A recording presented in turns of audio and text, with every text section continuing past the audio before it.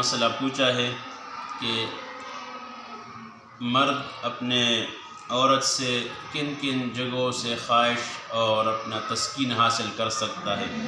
اور کیا مرد اپنے نفس کو اپنے عورت کے بیوی کے منہ میں ڈال سکتا ہے یا نہیں۔ تو شریعت نے، چونکہ میاں بیوی آپس میں ایک دوسرے کے لیے راحت ہے، سکون ہے، اطمینان ہے،